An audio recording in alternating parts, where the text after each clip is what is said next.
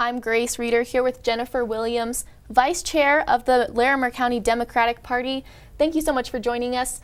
First of all, if you could just go into what the Larimer County Democratic Party does, kind of your involvement in it as well. Yeah, absolutely. So thank you so much for having us. We're really excited to be here with you today.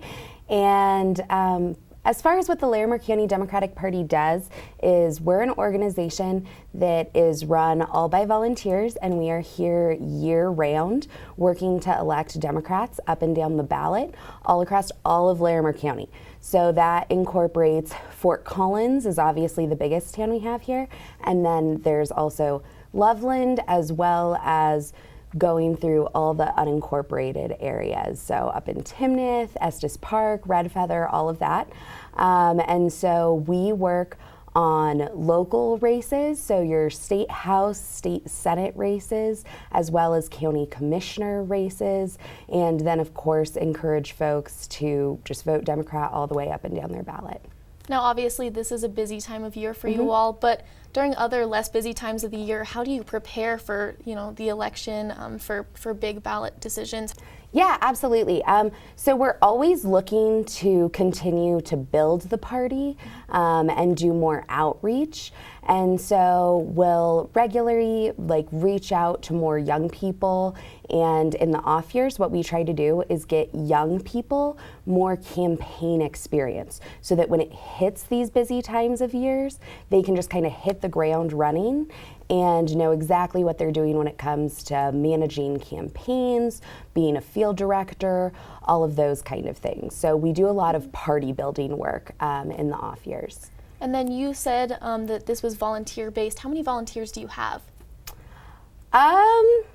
It would be kind of tough to give a full number. I would say that we probably have close to around 50 to 75 people that are really consecutive, helping out all year round. Get that it's a year-round sport, especially when it comes to local elections and everything, as far as city council and municipal races. You are voting at least once a year, every single year. There's never a year that you're not voting. So we always try to encourage people that a lot of times these local races impact your everyday life even more so than the federal races do. So we always try to, let people know there's no such thing as an off year. We really believe it's a year-round team sport. And Larimer County obviously has a lot of young people. I think Yes. the average age is 35.5 years old, which is less than the rest of the state. So how do you go about reaching out to those young people? Yeah, absolutely. So one of the things that we do is I've been really fortunate to have great mentors in the Larimer County Democratic Party that have always been there to support me, teach me more skills, and encourage me to work my way up and encouraged me to run for vice chair. We have 64 county parties in the state, and I'm actually the youngest board member of anywhere in the state. And we have currently right now, we have a staff of 25 young people that, since we are on a presidential year, in those years we will hire a field team of 25 young folks. It's the biggest staff we've ever had, and they do voter outreach and do voter information assistance for folks. So we're constantly trying to reach out to young people more. It's one of the reasons we were so happy to come and do this interview with you here today, because anything that we can do to get CSU a little bit more involved is great for us. We are very excited. One of the big ways that young people are getting involved is there were a lot of voter registration efforts that were done, and actually Colorado is the only state in the nation where early voting among millennials specifically has increased this year compared to 2012 and 2008. So we're very excited to see Colorado's young people getting so involved. And obviously you're doing this interview, so you're on the CSU campus, but what else do you do on college campuses specifically to try and really get the word out and get students to vote? Yeah, absolutely. So one of the things that we do is come to campus and provide voter information. Like we're going to be on campus this Friday because Bill Clinton is going to be coming to campus this Friday. So we will be handing out these really helpful slate cards that on the front side, it has every single Democrat that's on your ballot. It has their websites on it, and all of our candidates here locally also provide their emails and personal cell phone numbers on their websites. So they're incredibly accessible. So we'll take these slate cards, which, like I said, on the front, they've got all of your Democrats that are running for office, and then on the back side, they have all of your voting, polling, and drop-off locations countywide. So it provides all the information that you could possibly need to go cast your vote, and we will be handing those out to students this Friday on campus. And we're also have the Hillary campaign has been really active on campus with registering students to vote and also letting them know that we're so fortunate, and it's something that as the Democratic Party we will always continue to fight for more voter access for young people, that it's really great that folks can just walk right over to the North Ballroom at the LSC and be able to have their voices heard. So it's really important to us that we continue to get that information out to students. Just how easy it is and how worth it is to take that few minutes out of your day to make sure that you go have your voice be heard. And would you like to talk about some of those candidates that will be on that sheet, some people that voters can look at? Yeah, absolutely. So if you live on the west side of College, your state representative would be Jenny Arndt. She is absolutely fantastic. She's been your state representative since 2014. State representatives run for re-election every 2 years, and they serve 4 two-year terms. So she's up for re-election. She's actually running unopposed. And then if you live on the east side of College, your state representative is Joanne Janal. She is also running for re-election. Her campaign was actually one of the first ones that I worked on in 2012. And so she is running to serve her 3rd term. So those are 2 great state representatives to look out for. Then here in Fort Collins, your state senator would be John Kafalis. John Kafalis actually teaches a class here at CSU, so a lot of students are familiar with him, and he is just a fantastic public servant. I mean, all of our candidates that run, all of our electeds that serve, if you call them up, they are so more than willing to talk to you. And they're just great at constituent services. They're true public servants that they're there because they want to represent you. So I really encourage young people to go ahead and make that phone call, let them know what your concerns are. And then you're also going to have county commissioner races. So our candidates that are running for county commissioner, you'll be able to vote for 2 county commissioners. County commissioners are voted on at large, so the entire county votes on them.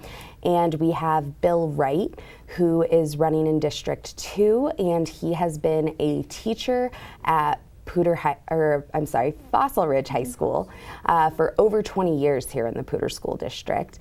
And so I highly recommend checking him out, as well as Karen Stockley is another one who's running for county commissioner, and she's been a small business owner here in Larimer County for over 20 years. And one of the big reasons why I'm supporting our county commissioner candidates in particular is because currently here in Larimer County, we have not had public access to mental health care or rehab facilities. So anybody that would have the needs for any of those services has had to drive clear over to Weld County. Luckily, that is an issue that's on the ballot that you would be able to vote on providing those services in Larimer County. But both Karen and Bill have made the commitment to protect those mental health care services as well as rehab services. So that's, a big issue. I know being a young person, getting involved, it really taught me a lot of what level of office, what issues are within their jurisdiction. And like I said, it's just so amazing how much good work can get done at your state level. I know sometimes we all get a little bit frustrated about the gridlock in Congress, but what's absolutely fantastic is this is the first presidential election that we have everybody who's a registered voter receiving mail-in ballots. We're opening up more polling locations than we normally do. This is so far the easiest year it's been yet in Colorado for people to have their voices go be heard. And those were things that were able to get passed by Democrats having the majority in the state house and the state legislature and the governorship. And so I always say I'm so proud to be a part of the party that works to expand the vote instead of suppress it. So I really encourage young people, look into those state legislative races, especially I know I'm a young person that I have student loan debt and everything, and more funding for colleges is something that can be worked on at the state house level as well. And then what are some of the big ticket ballot items that are going to be on the ballot this election that you think students should really hone in on?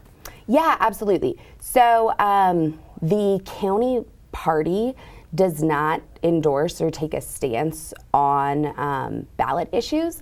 However, like for me personally, some ballot issues that I really encourage students to check out is the increase in minimum wage. A lot of us are working hard to get good grades in school. We've got college debt and are working those minimum wage jobs. And sadly, with how expensive college is, it's no longer the case that you could work a minimum wage job and pay your way through school. So I really encourage students to look out for the minimum wage issue on their ballot. I would say that's one of the big ones. And then I know a lot of young people are also really interested in Amendment 69, which would be universal health care. And so, like I said, the party does not take an official stance on those issues, but I would really encourage young people to look at those issues. And then Larimer County is kind of known as a swing county within a swing state. How does that make it difficult for you to reach out to people to kind of get your points across? So I'm a competitive person. So for me, I wouldn't say it makes it difficult. I really enjoy it. Actually, no one has ever won a statewide election clear up to the presidency without winning Larimer County. So we have 64 counties in the state. Only 3 of them are swing counties. So I see it as a real opportunity to let folks know, obviously, your vote always matters. It matters no matter what. But for Barack Obama in 2012, he was able to win the presidency. He won Larimer County, but it was by just 5 votes per precinct. And a precinct is a neighborhood of roughly 1,000 people or so. So knowing that, just 5 votes in your neighborhood can make that much of a difference is huge. So I personally really like living in a swing county, and I feel like especially the Bernie Sanders campaign was very successful in getting a lot of young people in Larimer County, especially excited about being involved. And we're so grateful for all of Bernie's work, and we love that all of the young people have stuck with the Democratic Party and are supporting Hillary. Is there anything else that you would like to add or talk about? No, I think that pretty much wraps it up. But yeah, thank you so much for taking the time to interview us today, Grace. And I guess the one thing that I would add is please, young people, get out there and vote your entire ballot, and feel free to swing by the Larimer County Democratic Party office anytime. We'd love to get you guys involved.